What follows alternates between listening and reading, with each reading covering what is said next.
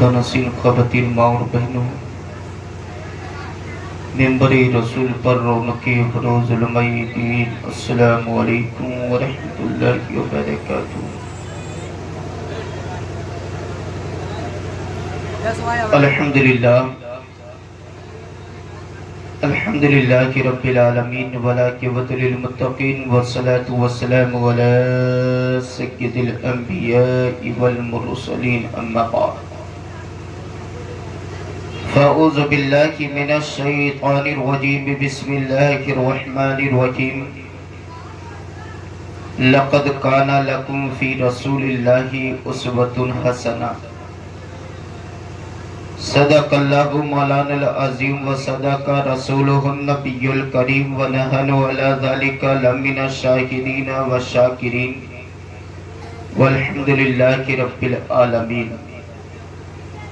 آئیے حضرات، ہمارا تو مل کر پوری ایمانداری اور دیانتداری کے ساتھ جن جن لوگوں کو درود پاک یاد ہے وہ پوری ایمانداری کے ساتھ نبی اور آل نبی پر جھوم جھوم کر درود پاک پڑھیں۔ اللہ رب محمد صلی اللہ علیہ وسلم نحن صلاۃ و سلام علیک یا رسول اللہ صلی اللہ تعالی علیہ وسلم۔ حضرات محترم، آپ لوگ دیکھ رہے ہیں کہ ایک باپ کے بیٹے کے عقد نکاح کے موقع پر یہ محفل پاک سجائی۔ ایک باپ کے بیٹے کے عقد نکاح کے موقع پر یہ محفل پاک سجائی گئی ہے، اور میں نے اپنی تقریر کا عنوان بھی یہی بنایا۔ پروردگار عالم قرآن مقدس کے اندر ارشاد فرماتا ہے، لقد کان لکم فی رسول اللہ اسوۃ حسنہ، یعنی پروردگار عالم ارشاد فرماتا ہے، اے میرے بندو، میرے محبوب کی زندگی تمہارے لیے جینے کا ایک انمول تحفہ ہے۔ سیدھا سادہ ترجمہ ہے، آج کی بھاشا میں یوں لے لیجئے، رب کائنات فرماتا ہے، میرے بندو، میرے محبوب کی زندگی تمہارے لیے آئیڈیل ہے۔ ارے آئیڈیل تو سمجھ ہی رہے ہو، آئیڈیل ہر انسان جانتا ہے کہ آئیڈیل کس کو بولا جاتا ہے۔ اگر کوئی اچھا مستری ہوتا ہے تو ایک باپ اپنے بیٹے سے کہتا ہے، اے بیٹا، اگر اس مستری کی زندگی کو آئیڈیل بنا لے گا تو اچھا مستری بن سکتا ہے۔ اگر کوئی بڑا فنکار ہے، اگر اس سے کوئی کہے کہ فلانے کے طریقے پر چلے گا تو اچھا تو کاریگر بن سکتا ہے۔ یعنی کہ ایک دوسرے کی زندگی کو آئیڈیل بنائیں گے تبھی ہم کامیاب ہوں گے۔ اگر ڈاکٹری کوئی کرنا چاہتا ہے تو اچھے ڈاکٹر کی تم زندگی کو آئیڈیل بناؤ گے تب اچھے ڈاکٹر بن سکو گے۔ اگر تم اچھے حافظ بننا چاہتے ہو تو ایک حافظ قرآن کی زندگی کو آئیڈیل بناؤ گے تب تم اچھے حافظ قرآن بن سکتے ہو۔ اگر ایک عالم بننا چاہتے ہو، ایک اچھے عالم کی زندگی کو آئیڈیل بناؤ گے تو اچھے عالم بن سکتے ہو۔ لیکن یہی تک محدود نہیں ہے، ہمارا نبی وہ نبی ہے جو ساری کائنات کے آئیڈیلوں کا سردار ہے۔ ہمارا رسول وہ رسول ہے جو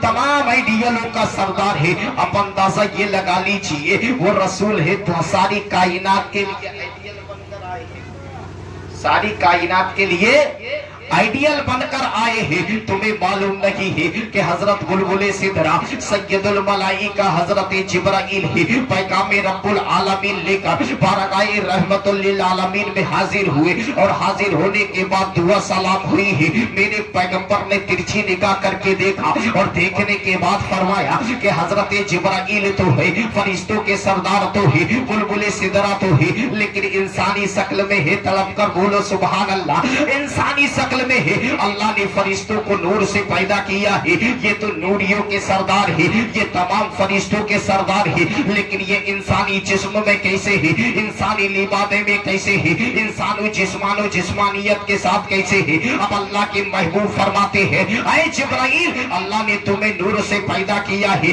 लेकिन इंसानी लिबादा कैसा है, इंसानी जिस्म कैसा है, अपनी असल हालत दिखा दो ना, जिसे खुदा का महबूब देख ले, जिसे सैयदुल अंबिया देख ले, जिसे ताहा यासीन देख ले, जिसे रहमतुल लिल आलमीन देख ले। अब हजरत जिब्राइल कहते हैं, या रसूल अल्लाह, ये हरगिज़ नहीं हो सकता। अब इधर से नबी इसरार कर रहे हैं, जिब्राइल इनकार कर रहे हैं। इसरार और इनकार की बहमकस में अब हजरत जिब्राइल है नूर वाली सूरत में आ जाते हैं, अपनी असल हकीकत में आ जाते हैं। और नबी फरमाते हैं, जब हजरत जिब्राइल है अपनी नूर वाली सूरत में आए हैं, तो मैंने क्या देखा कि हजरत जिब्राइल के 600 पर थे। कितने पर थे? 600 पर थे।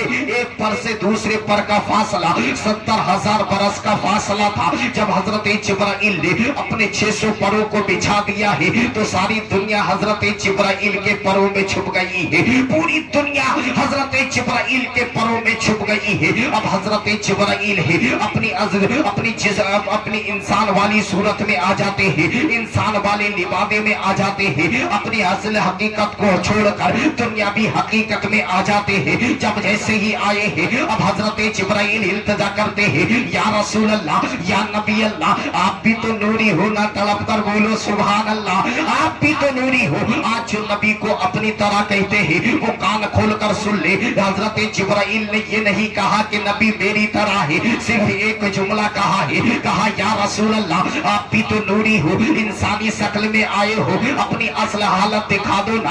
आप तो ऐसे नूरी हो, ऐसे नूरी हो कि आपके नूर से आसमान को पैदा किया है, आपके नूर से धरती को पैदा किया है, आपके नूर से चांदो सूरज को पैदा किया है, आपके नूर से सितारों को पैदा किया है, आपके नूर से दरिया और समंदरों को पैदा किया है, आपके नूर से आदम और आदम की जात को पैदा किया है, आपके नूर से कुल कायनात को पैदा किया है। आप भी तो नूरी हो ना, आप भी तो इंसानी शक्ल में हो, अपनी असल हालत दिखा दो ना, जिससे बुलबुले सिदरा देख ले, सैयदुल मलाइका देख ले, या रसूल अल्लाह जिब्राइल देख ले, या रसूल अल्लाह दिखा दीजिए, या रसूल अल्लाह दिखा दीजिए। मेरे पैगंबर ने नीची निगाह की है, और नीची निगाह करने के बाद फरमाया, ऐ जिब्राइल, उस जात की कसम जिसके एक कब्जे कुदरत में मेरी जान है, रब्बे कायनात ने मेरे चेहरे पर 70 नकाब डाले हैं। कितने नकाब डाले हैं? 70 नकाब डाले हैं। अगर एक नकाब भी उठा दूंगा तो पूरी दुनिया मेरे हुस्न से जलकर राख हो जाएगी, पूरी दुनिया मेरे हुस्न से जलकर तबाह हो जाएगी। इसलिए परवरदिगार आलम फरमाता है, मेरे महबूब मक्के की गलियों में चल, ताकि मेरे बंदों को चलने का तरीका मिल जावे। मेरे महबूब लोगों से गुफ्तगू कर ले, ताकि मेरे बंदों को गुफ्तगू करने का अंदाज मिल जाए। मेरे महबूब तो मस्जिद नबवी में नमाज अदा कर ले, ताकि मेरे बंदों को नमाज पढ़ने का तरीका हासिल हो जाए। मेरे महबूब तो सजदा कर ले, ताकि मेरे बंदों को सजदा करने का तरीका मिल जाए। तो कयाम कर ले, ताकि मेरे बंदों को कयाम करने का तरीका मिल जाए। ऐ मेरे महबूब तो बैठ कर खाना खा ले, ताकि मेरे बंदों को खाना खाने का तरीका हासिल हो जाए। तो बैठ कर पानी पी ले, ताकि मेरे बंदों को पानी पीने का तरीका मिल जाए। और ऐ मेरे महबूब तू हजरत खदीजा से निकाह कर ले, ताकि मेरे बंदों को शादी करने का तरीका मिल जाए, ताकि मेरे बंदों को निकाह करने का तरीका, ताकि मेरे बंदों को निकाह करने का तरीका मिल जाए। लेकिन मुझे बताओ, अगर नबी निकाह नहीं करते, किसकी जिंदगी को आइडियल बनाते, किसकी जिंदगी को आइडियल बनाते? मुझे बताओ कि हजरत ईसा अलैहिस्सलाम मेरे नबी से कबल पैगंबर है, लेकिन मुझे बताओ दुनिया में आने वाला कोई और नहीं है। हजरत ईसा अलैहिस्सलाम है मेरे नबी से कबल आने वाले, लेकिन मेरे नबी तो सबसे पहले पैदा हुए हैं, लेकिन अल्लाह ने बाद में दुनिया में भेजा है। लेकिन याद रखना, ये ईसा अलैहिस्सलाम कबल दुनिया में आए हैं, लेकिन मुझे बताओ ईसा अलैहिस्सलाम की जिंदगी को आइडियल नहीं बना सकते, इसलिए कि उन्होंने शादी ही नहीं की है। क्या? शादी ही नहीं की है। और सबसे पहले निकाह किसने किया है? बोलो, सबसे पहले किसने निकाह किया है? کس نے کیا ہے؟ آدم علیہ السلام. بولو کس نے کیا ہے؟ یہ چھوٹے چھوٹے بچے، ان کو زیادہ ضرورت ہے نکاح کی، لیکن ان کو یہی پتہ نہیں ہے. علم گلم رات بھر دیکھتے ہیں، سویرے ادھر بدھر یار وہ سب کرتے ہیں، لیکن خدا کے لیے یہ سب نہیں. یہ جان لو کہ نکاح کرنا کیا ہے؟ سنت ہے. سب سے پہلے نکاح کس نے کیا ہے؟ حضرت آدم علیہ السلام نے نکاح کیا ہے. لیکن مجھے یہ بتاؤ، کہیں آدم علیہ السلام نے یہ نہیں کہا ہے کہ نکاح کرنا میری سنت ہے؟ ان کے بیٹے نوح علیہ السلام نے نکاح کیا ہے، لیکن یہ نہیں کہا ہے کہ نکاح کرنا میری سنت ہے. حضرت عیسیٰ علیہ السلام نے نکاح کیا ہے، لیکن یہ نہیں کہا ہے کہ نکاح کرنا میری سنت ہے. حضرت دانیال نے نکاح کیا ہے، لیکن یہ نہیں کہا ہے کہ نکاح کرنا میری سنت ہے. حضرت زکریا نے نکاح کیا ہے، لیکن یہ نہیں کہا ہے کہ نکاح کرنا میری سنت ہے. حضرت یوسف علیہ السلام نے نکاح کیا ہے، لیکن یہ نہیں کہا ہے کہ نکاح کرنا میری سنت ہے. 1,24,000 کم و بیس پیغمبر آئے ہیں، لیکن کسی پیغمبر نے یہ نہیں کہا ہے کہ نکاح کرنا میری سنت ہے. جب اللہ نے اپنے محبوب کو 12 ربیع النور کی 12 تاریخ کو سیدہ آمنہ کے آنگن میں بھیج دیا ہے، جب اسی رسول کی زندگی، جب 25 سالہ زندگی ہوئی ہے، اسی 25 سالہ زندگی میں ایک 40 سالہ بیوہ حضرت خدیجۃ الکبریٰ سے نکاح کر کے یہ اعلان کر دیا ہے کہ کالا کالا رسول اللہ صلی اللہ تعالی علیہ وسلم النکاح من سنتی فمن رغب عن سنتی فلیس منی. مصطفیٰ فرماتے ہیں کہ نکاح کرنا میری سنت ہے. جس نے میری سنت کو چھوڑ دیا ہے وہ ہم میں سے نہیں ہے، جس نے میری سنت کو ترک کر دیا ہے وہ ہم میں سے نہیں ہے. اب مجھے بتاؤ کہ نکاح کرنا تو نبی کی سنت ہے، لیکن یاد رکھنا نکاح کے ساتھ ساتھ جو کام ہوتے ہیں وہ بھی نبی کی سنت ہے. مجھے بتاؤ کہ نکاح کرنا نبی کی سنت ہے، شادی میں جانا نبی کی سنت ہے، باراتی بن کر جانا نبی کی سنت ہے، ولیمہ کرنا نبی کی سنت ہے، کھانا کھانا بھی نبی کی سنت ہے، کھانا کھلانا بھی نبی کی سنت ہے. لیکن مجھے بتاؤ اس میں ایک حرام خوری بہت زیادہ بڑھتی چلی جا رہی ہے، وہ آپ بولیے گا کیسے؟ لیکن آج جو ہمارے معاشرے کے اندر ہے، شادی اور بیاہ کے موقع پر کبھی ڈی جے بجائے جا رہے ہیں، کبھی ڈھول بجائے جا رہے ہیں، کبھی تاشے بجائے جا رہے ہیں، کبھی ڈانس کیا جا رہا ہے. لیکن مجھے بتاؤ یہ کہاں سے سنت ہو گیا ہے؟ یہ کہاں سے ثابت ہے؟ مجھے بتاؤ آج یہ سماج کے اندر یہ ڈی جے جیسی اور گانے جیسی یہ وبائیں پھیلتی نظر آ رہی ہے. لیکن مجھے بتاؤ آج تو اس دنیا سے ہندی گانوں کا تو قتل ہو گیا ہے، لیکن آج دنیا کا سب سے گندا گانا اگر کوئی ہے وہ بھوجپوری گانا کہلاتا ہے. لیکن آج ہمارے معاشرے کے بیٹے اور بیٹیاں بھوجپوری گانا سنتی بھی ہے اور لوگوں کو سناتی بھی ہے اور اس کو ڈانس بھی کیا جاتا ہے. لیکن مجھے بتاؤ ناچنے والا کون ہوتا ہے؟ ہمارا بھائی ہوتا ہے. ناچنے والی کون ہوتی ہے؟ ہماری بہن ہوتی ہے، ہماری بیٹی ہوا کرتی ہے. لیکن یاد رکھنا 70 سال کا بوڑھا ہے، اگر بیٹی ناچ رہی ہے تو ہنسنے کی استطاعت بھی نہیں ہے، تب بھی وہ بولتا ہے دیکھو میری بیٹی کس طریقے سے ناچ رہی ہے، دیکھو میرا بیٹا کس طریقے سے ناچ رہا ہے. کیا تمہیں پتا نہیں ہے جس جوان کے قدم مسجد کی طرف اٹھنا چاہیے تھے آج وہ میوزک کی چھنکار پر اٹھ رہے ہیں؟ جن کے میدان جس کے قدم اس کو قرآن کی صداؤں پر بلند ہونا چاہیے تھا آج وہ میوزک پر اٹھتے ہوئے نظر آ رہے ہیں. جس کے قدم اسلام کی طرف بڑھنا چاہیے تھا آج وہ قدم کہاں بڑھ رہے ہیں؟ میوزک کی طرف بڑھ رہے ہیں. اے میرے معاشرے کی بیٹیوں، آج تم جو ڈی جے پہ ناچتی ہوئی نظر آ رہی ہو، کیا اسلام نے تمہیں یہ یہاں تک اجازت دی ہے؟ کبھی نہیں دی ہے. میرے مصطفیٰ فرماتے ہیں عورت کے پائل کی چھنکار بھی عورت ہوا کرتی ہے، عورت کے پائل کی چھنکار بھی عورت ہوا کرتی ہے. لیکن عورت کو چھپایا جاتا ہے، اس کو سماج کے اندر ڈانس نہیں کرایا جاتا ہے. لیکن آج یہی وجہ ہے، کیا تم کو معلوم نہیں ہے حضرت کے پیر و مرشد ہے، میرے استاد زمن ہے علامہ حضور اختر رضا فاضل بریلوی رحمت اللہ علیہ، نبی کریم صلی اللہ تعالی علیہ وسلم کی بھولی بھالی بھیڑیوں کو یہ درس دیتے رہے. اے مصطفیٰ جان رحمت صلی اللہ تعالی علیہ وسلم کی امتیوں، تمہیں معلوم نہیں ہے اگر تم شادی بیاہ کے موقع پر کسی کی بہن اور بیٹی کو ڈی جے اور ڈھول اور تاشوں کے ساتھ بجا کر لے کر آؤ گے، جب وہ تیرے گھر کے اندر آئے گی وہ اپنے ساس کو بھی بجائے گی، اپنے سسر کو بھی بجائے گی، اپنے دیور کو بھی بجائے گی، اپنی ننندوں کو بھی بجائے گی، گھر کے ہر انسان کو بجا کر رکھ دے گی. تیرے گھر کو ایسا بجائے گی کہ جہنم जहन्नम बना देगी। जब हिंदुस्तान से कब्रिस्तान की तरफ सफर करोगे, कब्रिस्तान में भी बचाए जाओगे, जब कब्रिस्तान से उठोगे तो हश्र में भी बचाए जाओगे।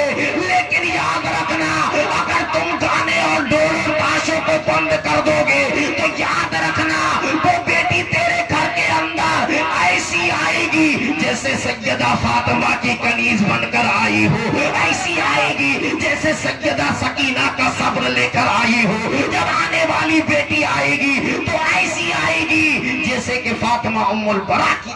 नारे तकबीर, नारे रिसालत, जश्न मिलादुन नबी, जश्न मिलादुन नबी, नारे तकबीर, नारे रिसालत। वाह वाह वाह वाह, सुभान अल्लाह। लेकिन आज हमारे समाज के अंदर ये खलबली कैसी है भाई? खुशबू लग रही है, खुशबू लगा लो। ये खुशबू लगाना मेरे पैगंबर की सुन्नत है। ये खुशबू लगाना मेरे पैगंबर की सुन्नत है। इस खुशबू के अंदर मेरे पैगंबर के पसीने की बू पाई जाती है। और नबी का तो वो पसीना है जिसको एक मर्तबा दुल्हन को लगाने के लिए मिल जाए तो 7 पुश्त तक उसके बच्चे खुशबूदार पैदा हो। तो आप खुशबू लगाएं, आराम से लगाएं, लेकिन याद रखना ये शादी सो नबी की सुन्नत है ना। अक़दे निकाह नबी की सुन्नत है, लेकिन याद रखना इस सुन्नत में बहुत सारी हराम खोरियां पैदा हो रही है। मेरे नबी फरमाते हैं कि ऐ मेरी उम्मतियों, ऐ मेरी जानिसारों, जब अक़दे निकाह करने के लिए रिश्ता ढूंढने के लिए जाया करो तो इस तरीके से रिश्ता ढूंढा करो कि अमीर लोग गरीबों में मिल जाए और गरीब लोग अमीरों में मिल जाए। ऐ बोल दो, पीछे वाले भी बोल दो, पीछे वाले और जोर से देखते आगे वालों में दम है या पीछे वालों में। पीछे वाले बोलो, आगे वाले बोले। याद रखना ये सुभान अल्लाह जो तुमने बोली है यहाँ की धरती भी गवाही देगी। तेरे नाम को सुनकर इन्होंने सुभान अल्लाह बोला है, तेरे फरमान को सुनकर इन्होंने सुभान अल्लाह बोला है। तुम्हें पता नहीं है जो मैं बोल रहा हूँ वो अपनी पत्नी जुबान बोल रहा हूँ, लेकिन आज जो तुम बोल रहे हो ये सुभान अल्लाह मुस्तफा की जुबान है, अरबी में बोल रहे हो। लेकिन याद रखना इस अरबी का माना जान रहे हो। मेरे पैगंबर फरमाते हैं अगर कोई अच्छी बात सुनकर कोई सुभान अल्लाह बोलता है तो रब्बे कायनात उसके नामाए अमाल में 90 नेकियों को दर्ज कर देता है। कितने नेकियों को? 90 नेकियों को दर्ज कर देता है। उसके 90 गुनाहों को मिटा दिया जाता है, उसके 90 दर्जात को बुलंद कर दिया जाता है। कौन फरमा रहा है? मदीने का ताजदार फरमा रहा है, और नबी के मदीने का ताजदार फरमा रहा है जब तुम अक़दे निकाह के लिए रिश्ता ढूंढा करो तो इस तरीके से ढूंढा करो अमीर लोग गरीबों में मिल जाए और गरीब लोग अमीरों में मिल जाए। लेकिन आज यहाँ अजीब कहानी हो गई है। नबी का तो फरमान ये है कि मेरे पैगंबर फरमाते हैं जिसने मेरी सुन्नत को जिंदा किया है उसकी जन्नत की जमानत मुझ मोहम्मद ले लेता है। लेकिन मुझे बताओ आज तुम नबी के फरमान का कत्ल करते हुए नजर आ रहे हो। आज हमारा बेटा डॉक्टर है तो उसके लिए डॉक्टर नहीं देखी जा रही है। हमारी बेटी रईसजादे की बेटी है तो उसके लिए रईसजादा ढूंढा जा रहा है। हमारा बेटा इंजीनियर है तो उसके लिए इंजीनियर देखी जा रही है। अगर हमारा बेटा जमींदार का बेटा है तो उसके लिए जमींदार देखी जा रही है। लेकिन मुझे बताओ नबी का तो फरमान ये है कि अमीर लोग गरीबों में मिल जाए, गरीब लोग अमीरों में मिल जाए। लेकिन आज ऐसा क्यों है? क्या यही तो वजह लगी है जैसा कि हजरत ने बताया है? क्या मैं डिमांड करूंगा क्या मुझे मिलेगा या नहीं मिलेगा? क्या मैं इससे भीख मांगूंगा क्या मुझे मिलेगा या ना मिलेगा? मेरे पैगंबर फरमाते हैं अगर तुमने इस तरीके से गरीब बेटियों को अपने सीने से लगाया है तो याद रखना गरीब की बेटी बाद में खुश होगी। मदीने का ताजदार पहले खुश हो जाएगा, मदीने का शहंशाह पहले खुश हो जाएगा।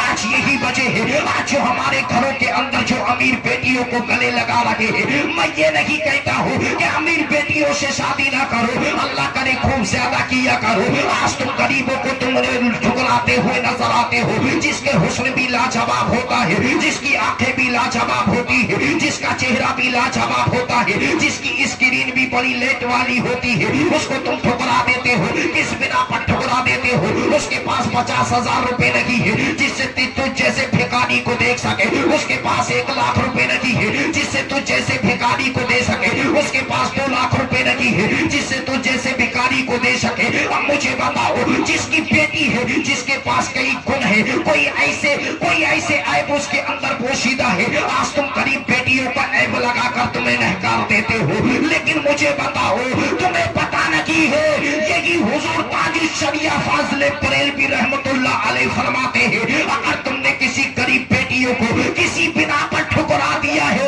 तो याद रखना, कल यही बेटी खुदा की दयारे मोहब्बत में जाएगी और जाने के बाद खुदा की बारगाह में तेरे खिलाफ जब मुकदमा दायर करेगी तो उस वक्त तुम्हारे पास क्या जवाब होगा? कोई जवाब नहीं होगा। लेकिन याद रखना, गरीब बेटियों को तुम ठुकरा रहे हो, अमीर बेटियों को तुम गले लगा रहे हो, किस बिना पर लगा रहे हो? उसने 2 लाख रुपए भीग दिए हैं, उसने 5 लाख रुपए भीग दिए हैं। गरीब बेटी है जो सैयदा फातिमा की कनीज बनकर जिंदगी काट रही थी, तूने उसको ठुकरा दिया है। सैयदा आयशा की जिंदगी काट रही थी, तूने उसको ठुकरा दिया है। और सैयदा ज़ैनब का किरदार लेकर बैठी थी, तूने आज उसको ठुकरा दिया है। और जो दुनिया के अंदर कई कैटरीना कैफ का स्टाइल ले रही है, कोई दुनियादार हीरोइन का स्टाइल ले रही है, तुमने उसको दौलत की बिना पर हाँ कर दिया है। लेकिन मुझे बताओ, क्या तुमको पता नहीं है, अगर तुम गरीब की बेटियों को गले से लगा लोगे वो तेरे घर को जन्नत बना देगी, अगर अमीर की बेटी को गले लगाओगे तो वो तेरे घर को जहन्नम लगा देगी।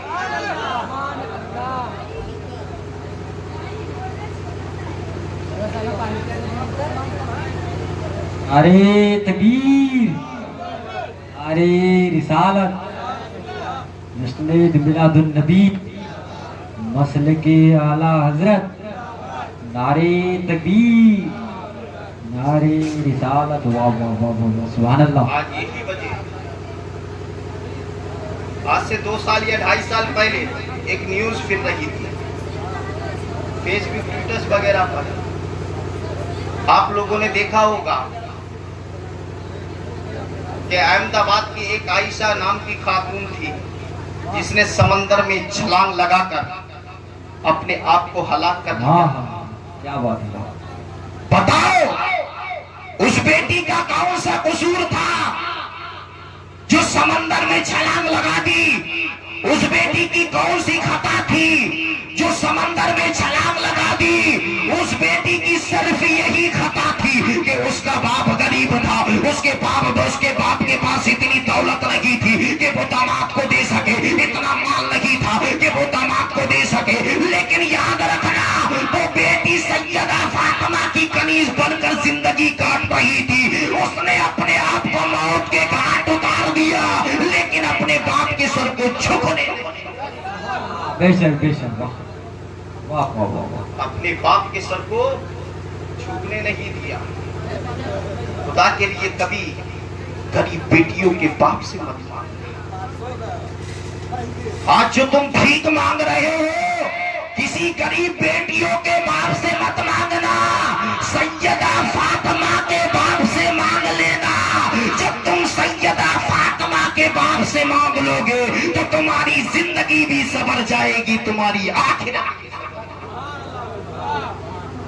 आज जो भीख मांग रहे हैं, आज यही वजह है।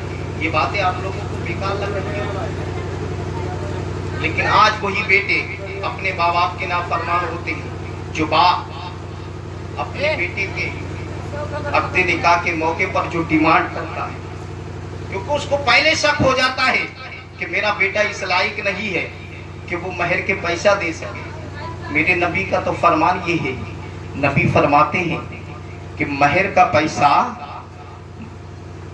दूल्हा अपने खून और पसीने की कमाई से अदा करे। بولو کس سے؟ خون اور پسینے کی کمائی سے. اور مہر کا پیسہ کون سا دیتے ہو؟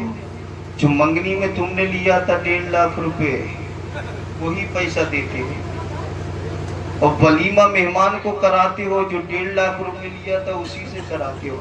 اے نامرد ہے تو؟ کیا تیری انسانیت مر گئی ہے؟ کیا تم مرد کی اولاد نہیں ہے جو غریب بیٹیوں کی باپ کے پیسے سے تو ولیمہ کر رہا ہے؟ تو نکاح کا پیسہ، تو مہر کا پیسہ دے رہا ہے، اس کے غریب بیٹی کے باپ کے پسینے کی کمائی سے دے رہا ہے. کیا تجھے پتا نہیں ہے میرے پیغمبر فرماتے ہیں جو مرد اپنی اولاد کو، جو مرد اپنے عقد نکاح کے موقع پر مہر کا پیسہ ادا نہ کر سکے تو مجھے بتاؤ اس کو عقد نکاح کرنے کا کوئی حق نہیں ہے، اسے عقد نکاح کرنے کی کوئی اوقات نہیں ہے. لیکن مجھے بتاؤ اس طریقے سے میرے پیغمبر تو یہ فرماتے ہیں کہ اے میرے امتی ہو، اے میرے جانثار ہو، تم نکاح کو اتنا عام کر دو، اتنا عام کر دو کہ انسان گناہ کا تصور نہ کرے. آج ہم نے نکاح کو اتنا بڑھا دیا، اتنا دبا دیا ہے، اتنا دبا دیا ہے، وہ گناہ کو بڑھا دیا ہے. کیوں بڑھا دیا ہے؟ آج جو ڈیمانڈ کے طور پر پیسے مانگ رہے ہیں اسی کی بنا پر بڑھا دیا ہے. اگر تم اس طریقے سے ڈیمانڈ کرو گے کہاں غریب بیٹیوں کے گھر بسیں گے؟ اگر گھر بس گئے تو یاد رکھنا اس کو سسرال والے اتنا تانا دیں گے، اتنا تانا دیں گے، اس کا سینہ زخمی کر دیں گے. لیکن خدا کے لیے کبھی غریب بیٹیوں کو تانا مت دیا کرو، کیونکہ یہ وہ بیٹی ہے جب وہ پیدا ہوئی تھی تب باپ نے اسے رسوا کیا ہے، سماج نے اسے رسوا کیا ہے. جوانی کی دہلیز پر اس نے قدم رکھا ہے تو سب سماج نے اسے رسوا کیا ہے، کیونکہ اس کے باپ کے پاس اتنی دولت نہیں ہے کہ وہ وقت پر وہ شادی کر سکے. تو معاشرہ کہتا ہے فلانی کی بیٹی جوان ہو گئی ہے، بیل ہو گئی ہے، لیکن وہ شادی نہیں کر رہا ہے. لیکن مجھے بتاؤ جب اس بیٹی کے کان میں یہ صدا پہنچتی ہے تو وہ بیٹی کہتی ہے رب ذوالجلال کیا میرے باپ کی غربت کا یہی نتیجہ ہے جو زمانے والے مجھے انگلی اٹھا رکھے ہیں؟ کیا میرے باپ کے پاس دولت نہیں ہے، اس کی غریبی کا یہ معاملہ نہیں ہے کہ جو زمانے والے میرے آپ کو انگلی اٹھا کر مجھے برا والا کہے؟ لیکن مجھے بتاؤ آج تم اس طریقے کی حرکتیں کر رہے ہو، اس طریقے کے تم گناہ کر رہے ہو، تو مجھے بتاؤ وہ غریب بیٹی کیا کرے گی اگر اسی بامکس مکس میں انتقال ہو گیا؟ تو رب کائنات کی بارگاہ میں التجا کرے گی اے پروردگار اعلیٰ میرے باپ کی غربت کا یہی نتیجہ تھا کہ میرے باپ کے پاس اتنی دولت نہیں تھی کہ 2 لاکھ دے کر داماد خرید سکے، 3 لاکھ دے کر داماد خرید سکے، یا 2 ویلر دے کر داماد خرید سکے جس سے میرے بھی پیلے لال پیلے ہاتھ ہو جاتے. تو مجھے بتاؤ کیا جواب دو گے؟ اس وقت تمہارے پاس جواب کچھ نہیں ہوگا. وہ بیٹی خدا کی بارگاہ میں لے کر آئے گی اور پکڑ کر کہے گی اے پروردگار اعلیٰ یہی تیرے رسول کا کلمہ پڑھنے والے ہیں، یہی تیرے نبی کے نغمے آلاپا کرنے والے ہیں، یہی لوگ ہیں جنہوں نے ڈیمانڈ کے طور پر میرے باپ سے پیسے مانگے تھے اور مانگنے کے ساتھ ساتھ میرے باپ کے پاس اتنی دولت نہیں تھی جس سے میرے ہاتھ بھی پیلے ہو جائے، میرے ہاتھ بھی لال ہو جائے. تو اس وقت کیا جواب ہوگا؟ کوئی جواب نہیں ہوگا. اگر رب کائنات کی بارگاہ میں اس نے شکایت کر دی تو تمہاری زندگی بھی تباہ ہو جائے گی، آخرت بھی تباہ ہو جائے گی. نہ جانے کتنی بیٹیاں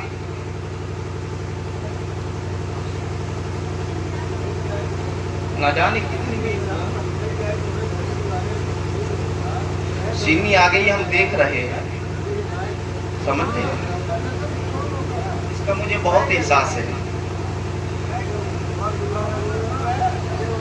جب سینی آ جاتی ہے سمجھ میں نہیں آتا کہ کہاں سے بولا جائے، کیونکہ 10 لوگ سننے والے ہوتے ہیں، 2-4 لوگ نہیں ہوتے. وہ گھر میں جا کے سو جایا کریں، کیونکہ یہ میلاد ہر روز نہیں ہوتا، اور نہ کسی کے اندر مجال ہے کہ وہ ہر روز کرا لے. کرا سکتا ہے؟ نہیں کرا سکتا. جس کے پاس اولاد ہے شادی ہوگی تب کرائیں گے، جب نہیں ہوگی تو کہاں سے کرائے گا؟ صحیح ہے نہیں؟ لیکن یہ سب باتیں تم کو بتانے مولوی نہیں آئے گا اور نہ تم یہ سب سننے جاؤ گے. یہی تو ایک موقع ہے، یہ سب باتیں موقع محل کے درمیان ہوتی ہے.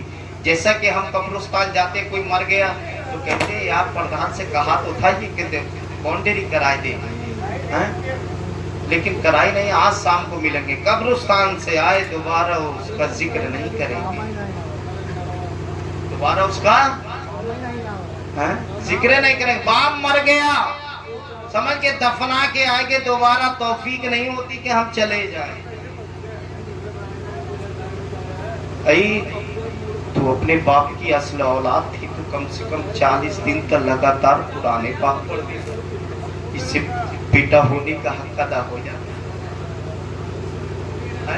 تیجے ایجے میں چلے گئے ایک آدھ بار وہ تو جاتا ہی نہیں ہے. لیکن بہرحال یہ عقد نکاح کے موقع پر یہ محفل پاک سجائی, کس کے عقد نکاح کے موقع پر. لیکن آج کے نوجوان کا یہی حال ہو چکا ہے کہ آج کے نوجوان شادی سے پہلے ابا کو ابا کہہ لیتے ہیں, لیکن شادی کے بعد ابا کو ابا کہنے میں شرم آتی. بولو ختم کر لیا جائے, لیکن میں زبردستی والا نہیں ہے, میں زبردستی والا بیان نہیں کرتا ہوں.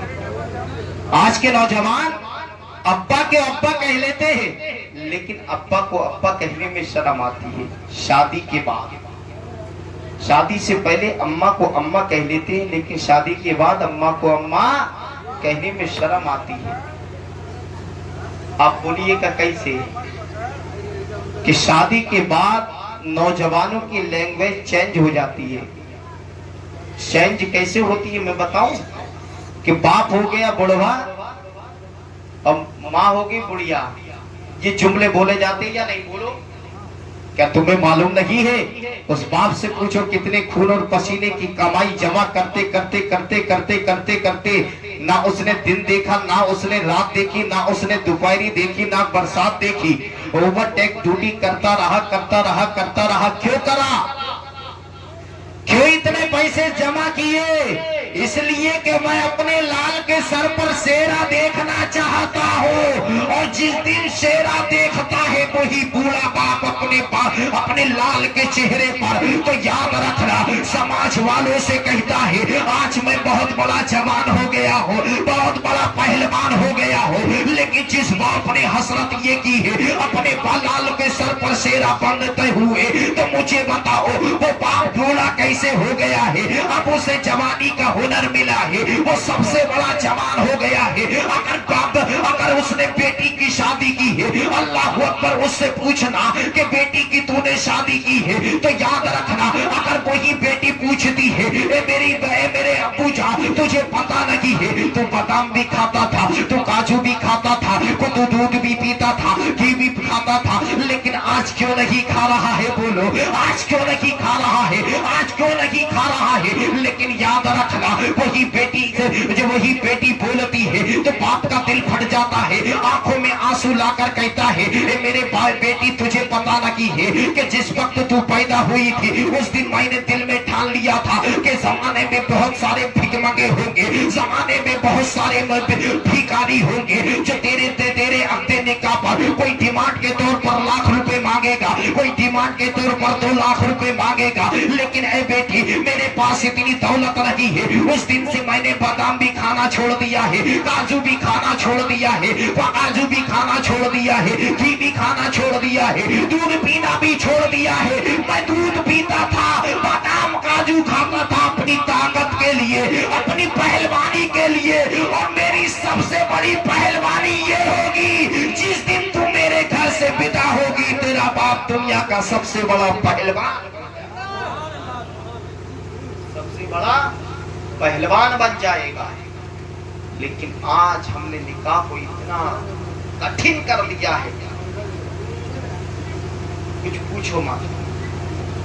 اگر غریب بیٹی ہے تو اس کو کوئی نہ کوئی بنا پر چھوڑ دیتے ہیں, چھوڑتے یا نہیں؟ بولو, شریعت میں طلاق کا حکم ہی نہیں ہے, شریعت میں طلاق کا حکم ہی نہیں ہے. نبی فرماتے ہیں قرآن مقدس کے اندر اللہ تبارک و تعالیٰ نے ارشاد فرمایا ہے ہن لباس لکم وانتم لباس لہن. قرآن پاک کی آیت سنو اور اسی آیت پر میری تقریر ختم ہو جائے گی. کیا فرما رہا ہے اللہ؟ ہن لباس لکم وانتم لباس لہن. عقد نکاح کے بعد دولہا کے لیے کیا حکم دے دیا؟ مرد عورت کے لیے لباس ہے اور عورت مرد کے لیے لباس ہے. لباس سمجھتے ہو یا نہیں؟ لباس سمجھتے ہو؟ کپڑا جس کو بولتے ہیں کپڑا، کپڑے سے کیا ہوتا ہے؟ ہمارے جسم کے عیب چھپتے ہیں. کیا چھپتے ہیں؟ عیب جسم کے چھپتے ہیں. اور اللہ نے یہاں لباس کا کیوں حکم دیا ہے؟ لباس کا حکم اس لیے دیا ہے کہ اگر مرد کوئی خطا کرے تو عورت اس کو چھپا لے. اگر عورت کوئی خطا کرے تو مرد اس کو چھپا لے. بولو کون کہہ رہا ہے؟ قرآن اعلان کر رہا ہے.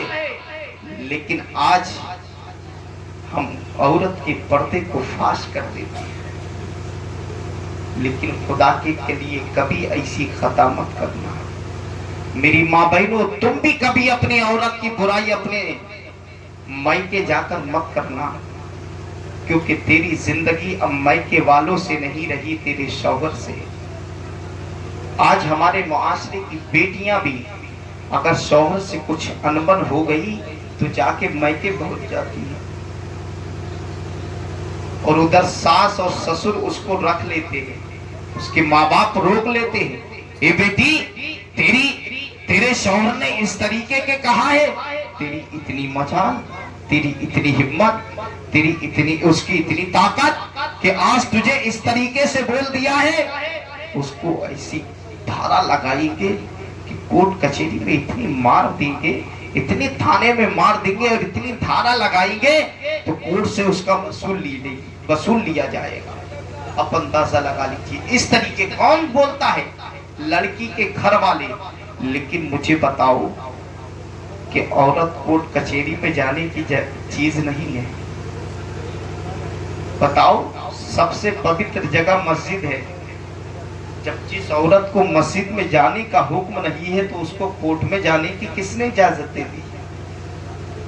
اور جس شوہر نے اگر تجھے پیر کی جوتی سمجھ کر تجھے باہر کر دیا ہے تو اس گھر میں جانے کی ہمت بھی مت کرنا. کورٹ کچہری کے یہ چکر کاٹنے سے کچھ حاصل نہیں ہونے والا بغیر حیائی کے. اور نہ کسی عورت کو جائز ہے کہ اپنے شوہر سے ناراض ہو کر جائے. کیا تم جان رہے مولا علی کو جانتے ہو یا نہیں؟ بول دو. یہ مولا علی کون ہے؟ آقا حسین کے بابا ہے. کون ہے؟ بس یہ لاسٹ بات سن لو، اس کے بعد میں اپنی رخصتی بولوں. مولا علی کون ہے؟ آقا حسین کے بابا ہے. اور سیدہ فاطمہ ہے. یہ کون ہے؟ آقا حسین کی ماں ہے، میرے پیغمبر کی بیٹی ہے. داماد رسول کوئی اور نہیں ہے، وہ مولا علی ہے.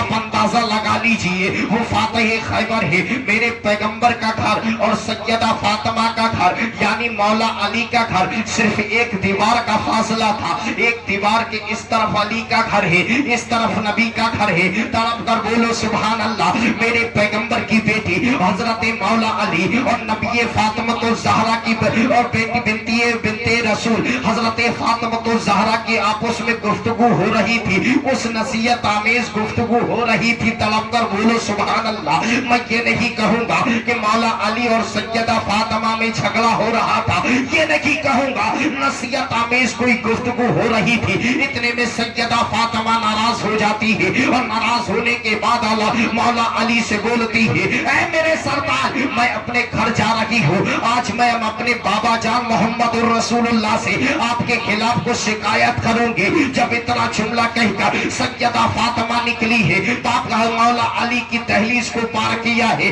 نبی کی دہلیز پر قدم رکھا ہے، دروازے پر یوں دستخط دی ہے. جیسا ہی دستخط دی ہے، اندر سے آواز آ رہی ہے، کون ہے میرے دروازے پر؟ کیوں ادگرزدار آواز آئی آئی ہے, پکارنے والا کوئی اور نہیں ہے, وہ بنت رسول ہے, آواز دینے والا کوئی اور نہیں ہے, رسول اللہ صلی اللہ تعالیٰ علیہ وسلم ہے, کیونکہ وہ غیب دا پیغمبر ہے. وہ جان رہے ہیں کہ پیٹھ کے پیچھے کیا ہو رہا ہے, نبی کو اس کا بھی علم ہے, زمین کے نیچے کیا ہو رہا ہے نبی کا اس کو بھی علم ہے, آسمان کے اوپر کیا ہو رہا ہے وہ غیب دا پیغمبر اس کو بھی جان رہا ہے, ہمارے دلوں کے اندر کیا ہے اس حال کو بھی جان رہا ہے, اور سیدہ اور فاطمہ کے درمیان کیا ہوا ہے نبی اس کو بھی جان رہے ہیں. ناراض ہو کر سیدہ فاطمہ آئی ہے, میرے پیغمبر سمجھ گئے کہ آج علی سے ناراض ہو کر آئی ہے. میرے پیغمبر غصہ میں جلال میں بولتے ہیں کون ہے میرے دروازے پر, تو سیدہ فاطمہ بولتی ہے آپ کی بیٹی سیدہ فاطمہ بول رہی ہو.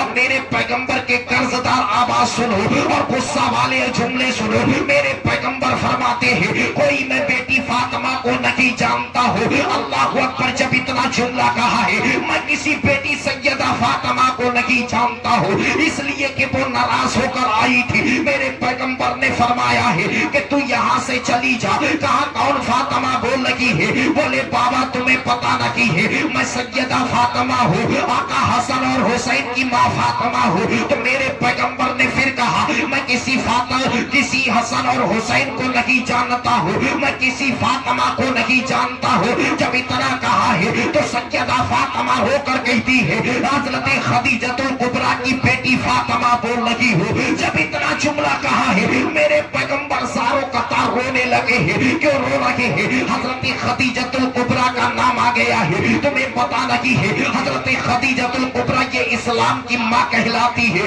کون کہلاتی ہے, حضرت ام المومنین حضرت خدیجۃ الکبریٰ ہے. جب یہ میرے پیغمبر کے عقد نکاح میں آئی تھی تو اتنا مال لے کر آئی تھی, اتنا سونا لے کر آئی تھی, اتنا خزانہ لے کر آئی تھی. ایک طرف سونے کے پہاڑ لگے ہوئے ہیں, دوسری طرف چاندی کے پہاڑ لگے ہوئے ہیں. تو میرے پیغمبر نے فرمایا تھا اے عائشہ, اے خدیجۃ الکبریٰ, یہ اتنے سامان سونے اور چاندی کی کیا ضرورت ہے, تمہیں پتا نہیں ہے میں محمد رسول اللہ ہوں. اگر میں حکم دے دوں دنیا کا ہر پہاڑ سونا بن کر میرے پیچھے پیچھے چلنے لگے, لیکن یہ اتنا مال لے کر کیوں آئی ہو, اتنا سونا اور چاندی لے کر کیوں آئی ہو. تو اب حضرت خدیجۃ الکبریٰ کے جملے سنو. حضرت خدیجۃ الکبریٰ کہتی ہے اے میرے سرتاج تمہیں پتا نہیں ہے یہ سونا لے کر آئی ہو, یہ چاندی لے کر آئی ہو, یہ سونے اور چاندی کے پہاڑ ہے, میں اپنے لیے لے کر نہیں آئی ہوں, میں اپنے بیٹوں کے لیے لے کر نہیں آئی ہوں, میں آپ کے لیے لے کر نہیں آئی ہوں,